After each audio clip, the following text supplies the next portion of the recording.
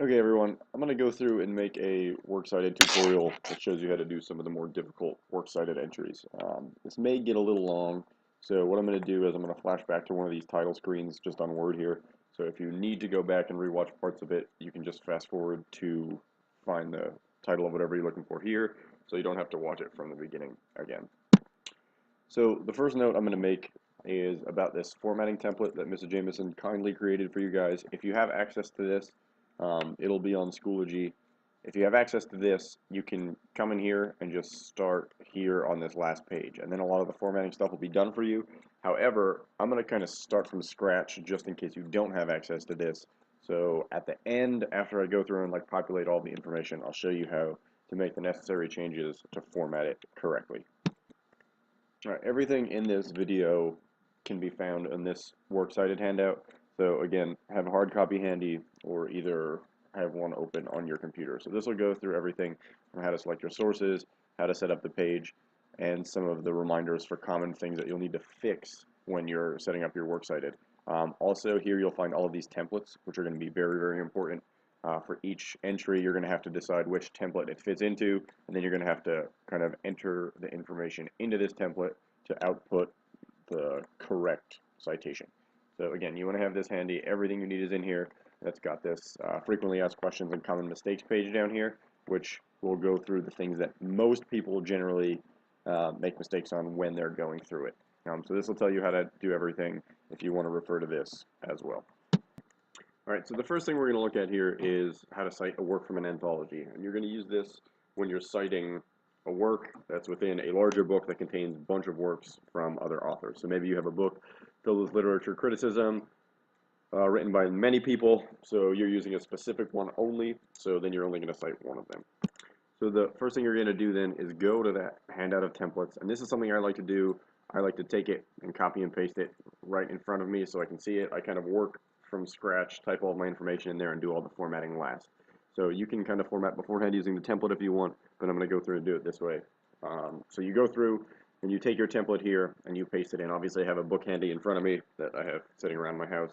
So what you do is start taking your information and plugging it into this format that you see right here. So we're going to do the author's last name and first name. So Appleby, Arthur, N. And then the biggest thing about doing a works cited is that I have to be super, super punctilious, to use a vocab word, about where everything goes. So you'll notice after the first name here, and if he's got a middle initial, that goes in there too. You want to put a period, then you want exactly one space, and then you want your open quotation. And then from here on out, you just kind of go through this process and add everything with the exact formatting that's listed here. Alright, so here you'll see that I put in the rest of the information here. I typed it in from the book in front of me. So you'll notice I corrected the author. I had the wrong one in there.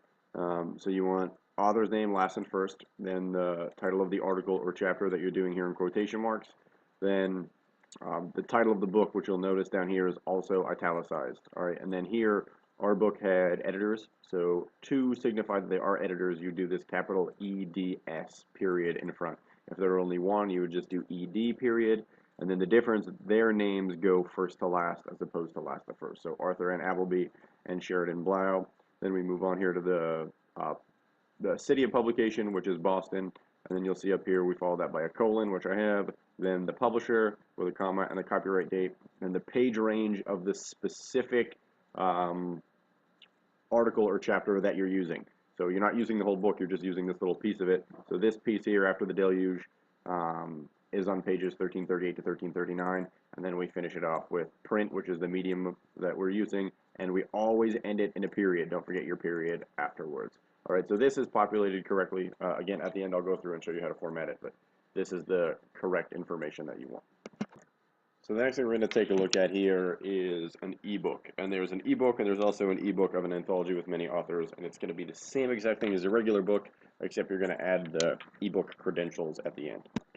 So here, I still have the same information in there. We'll pretend we're using the same book here. And you'll notice up until this point, everything is exactly the same. So the only thing we're going to be changing, if you're using an ebook, you're going to do it the same way as a regular book, except it is no longer a print medium.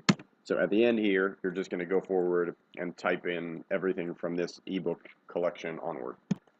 So here you'll see, I typed in the rest of this information: ebook collection, EBSCO host, web, the date of access, which always needs to be formatted exactly like this.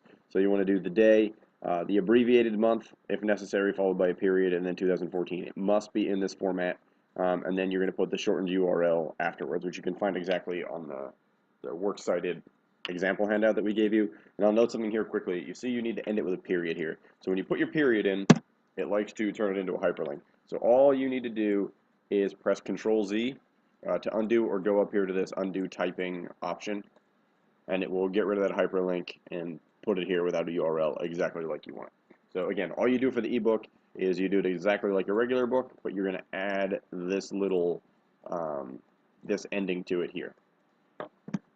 Alright, next thing I'm going to show you here is an online encyclopedia, and I'm going to use World Book Advanced because that's what I think most of you will be using, but if you happen to use another online encyclopedia, then you can just substitute the information. I'll mention that in a minute. So again, the first thing I've done here, I've gone to that little handout and I've copied in this template here that I'm going to be using, so I know exactly how to format the information. So here I am on the World Book page. I searched Harlem Renaissance, which you can see down here. So if you're using that template, you're going to have to fish out all of that information. So you're going to look somewhere on this page, and it will tell you who the author of the article is.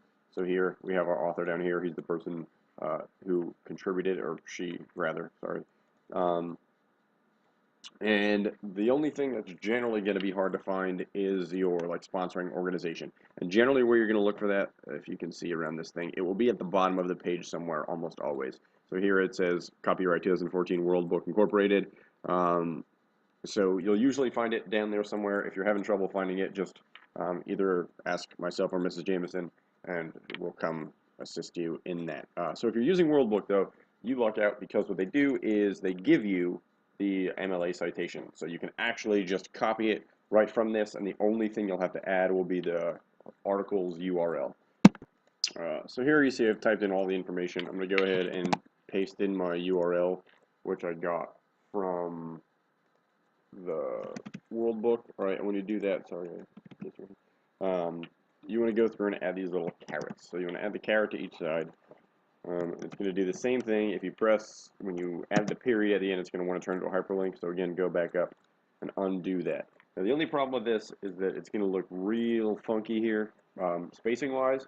So what I guess I would suggest would be to go kind of somewhere in the middle of your URL and do like a hard enter, which you do by pressing shift, or holding shift and pressing enter, and then it'll make it look a little less wonky. And you can just kind of mess with that and see where it works best. If you're confused about the formatting, just ask your teacher to be sure what he or she wants you to do to kind of make that look a little bit nicer, because it's going to want to keep this URL on one line. But again, just to recap really quickly, we see we have the author's last name and first name, followed by our period. We have our article title in quotation marks with our period inside the quotation mark here. We have a space, and then the title of the encyclopedia where we got it, which is World Book Advanced. Then the sponsor of the site, which again you can usually find at the bottom of the article, World Book, and the publishing date, 2014. So then we have web here because we're getting it on the web, and then we have our date of access. So again, that's going to be formatted this way: 16 December 2014, and then our URL comes after that. All right, the next thing I'm going to talk about briefly are approved websites. Now, there isn't really one that I can show you that's going to be accurate to all of them, because setting website is like a super fun treasure hunt or something. So what I'm going to do, I'm going to kind of show you where you can locate some of the information generally when you're looking to find it. So here you'll see the template for websites. You'll notice all the information that you need here. And the problem with websites is that not every single website is going to provide all of these things. All right, so not all websites will have the author of the information. Most of them will have a title of the web page and a title of the website. And most of them will have a sponsor, but a lot of them won't have a publisher updated date. So you're going to kind of have to fish for that.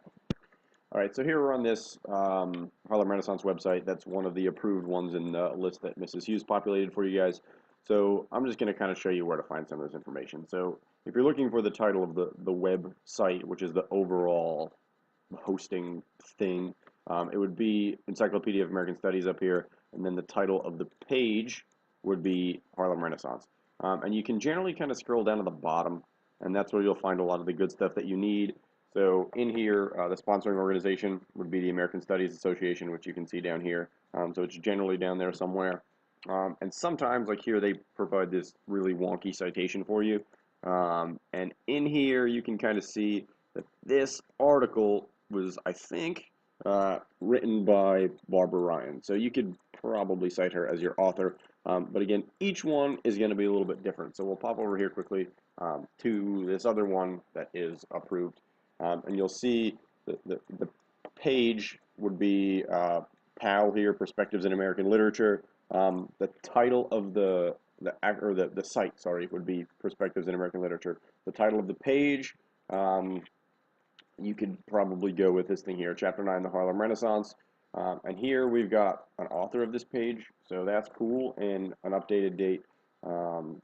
And if you go down, again, he does an MLA citation, which is generally close, but never really right. So if you find something that says it's an MLA style citation, never really trust it. Just, you can look at it as kind of a guide, but always go back and cross-check it with the template that we've provided for you, because that's obviously how we want it. So ultimately, what I'm trying to get at here is every website is going to be a little bit different. So generally, just kind of hunt around for the information. If you're really struggling to find it, call your teacher over and we'll help you. But sometimes it's just not there. But again, you want to provide as much as you can, and you also want to copy the URL, which for this one is obnoxiously long. So yeah, moral of the story, websites are really fun. All right, so the next couple things we're going to do are the database citations. So these are the ones that are probably going to be most useful, and they're a little bit tricky because there are several templates based on what type of article you're using in the database. So I'm going to go here to this citation guide really quickly, and you'll see the different templates. So I'll go through a couple ways to kind of tell them apart, and then I'll show you an example of 3 of the 4. So at the top here, you see the first one is a journal or periodical. This is probably the most common, and it's easy to tell these apart because they're always going to have a volume and an issue. So that's going to be the distinguishing information for the journal and the periodical. The book with an editor down here is also usually kind of easy because it will have an editor or multiple editors. The tricky one, I think, in my opinion, would be the book with no editor. It will have like a publishing company probably, but it won't necessarily list editors. So that's the one that usually trips people up. And the last one here, the reprint information. And this is pretty easy because it will always say reprinted in, and then it will have whatever it's reprinted in. So this is something that appeared somewhere and then was reprinted, obviously, in a different publication. So those are the 4. So I'll go over each one of them independently. So as always, I've gone through and I've taken the template for the journal and periodical, and I've copied it in here first. So now I'm in Lit Resource Center, and here is my article that I'm using. So generally, you read through this, you find some stuff, you think it's going to be useful. The next step then, when citing it, you have this information up here, but you can find it at the bottom in its entirety. So if you scroll all the way down to the bottom of the article, you want to take this thing here, so the source and the source database, and what I like to do is copy that and then paste it here so I have it all. So with these, there are generally a lot of tiny changes that need to be made, so I think, in my opinion, it's more frustrating to go through and make them. So what I like to do is just take the information and type it from scratch in this order. So I like to take the template and all the information I need, paste it right in front of me, and then just start from the beginning and retype it all, because it's, in my opinion, more frustrating to go through and make all the little tiny changes that need to be in here. We have all of the information we need, but we have a lot of fluff that is kind of cluttering it up, and there are a lot of mistakes. Like, for example, they put "the rise of watching God" in a single quotation marks, which is weird. All right, so what I've done here is I've gone through now and I've typed it all out in the proper format. So you see I have my last name, first name, and then I have a period. You'll notice down here they have first name, last name, and a comma, which is wrong. All right, so you have your period here, then you want to type the title of your article. So we've got our article title here. So if we make sure it's typed correctly. Then when you type "Your eyes are watching God," you always want to make sure it's italicized and there aren't single quotation marks around it. Afterwards, we have a period, which is inside the quotation mark, and then a space, and then we have the title of our journal. So that'll be italicized, and then we have our volume and issue. But if you go down here, they like to do, like they provide all this extraneous information that you really don't need. So sometimes you'll have to translate it from Roman numerals. So here we have volume 27, and you'll notice that we don't have VOL period up here. So all we want is the volume number with a period. So all of this stuff in here, we want NO period. We just want, the only things we need are the volume number, a period, the issue number, and then just the year. So you want to omit spring. If they give you a month for some reason, you want to get rid of that too. The only thing we want is the year, followed by a colon, a space, and then the page range. So you want to get rid of these letters. So you don't want this stuff in there. You just want the page range. All right, so then we don't want to include reproduce by permission here. You want to get rid of that. And then you'll look up here and we stop. The only thing that we need to add is the database name, web, and date of access. So this is why we copied the source database here, Contemporary Literary Criticism. So we need to add that and all of this information here. So I've gone through and I've added it here. So our database name, which is italicized in the template, so that means it's italicized here, Contemporary Literary Criticism. It's either going to be that or Literature Resource Center, then the date we accessed it, as we've always done, and the shortened URL there. So again, we've taken all of this information, cut out all the stuff we don't need, run it through this template, and produced this in MLA format. So the next database template we're going to talk about here is a database, a book with an editor listed. So here I am, I'm back in Literature Resource Center, and I have this overview of Zora Neale Hurston, and you'll notice here it has an editor listed, so that's how we know it's a book with an editor listed, because it says edited by, and it has her name, and then it has the publishing company, St. James Press. So I'm going to go, again, down to the bottom, take this information, and copy and paste it. Alright, so I've taken the template, and I've taken the information from Lit Resource Center, and I've pasted it in here, and then I've gone through and organized it. So we have our author's last name and first name, the title of the article with our period here, the title of the book in italics, and then we have to put the editor. So before the editor, we always want to do capital E, lowercase d, period, if there's one, capital E, lowercase d, s, period, if there are multiple. So we have editor, Pamela Kester Shelton, and then here it's the city of publication if given. There is none, so we start with the publishing company here. So St. James Press, 1996, and then database, all this stuff that we've been doing with the period afterwards. So again, it's a little different, but largely similar. All right, so finally, the last one we're going to do is a journal with reprint information. And we'll know that it's reprinted if it says reprinted in, so I'll show you that. All right, so I'm in Literature Resource Center here, and the way you're going to be able to tell if it's reprinted, it'll be here. So it says reprinted in 20th Century Literary Criticism, volume 285. So notice that's different from reproduced in. So it will specifically say reprinted in 20th century, blah, blah, blah, whatever it is. So I'm going to go into the document here. I'm going to scroll down to the bottom, and I'm going to copy this stuff like I've been. But notice that the reprint information actually isn't in here. So you have to notice that when you're back here, that it's reprinted, you're going to have to go add that. All right, so here you've noticed I have my template here and my information here like I normally did. So I went all the way up to the page range. So I did this as I normally would. Last name, title of the article, The Rise of Watching God is italicized. We have our period, we have our journal. Again, our volume and issue number. I kind of boiled down just the stuff we need, so we get rid of all the extraneous stuff. And then I stop at my page range. And now you'll see I have to go up here and insert this reprinted information. All right, so you see I've gone through after the page range and I've added the reprinted information. So here you'll notice I copied the thing right from Lit Resource Center. So it says reprinted in 20th Century Literary Criticism. Notice you shortened reprinted in to capital RPT period in right here.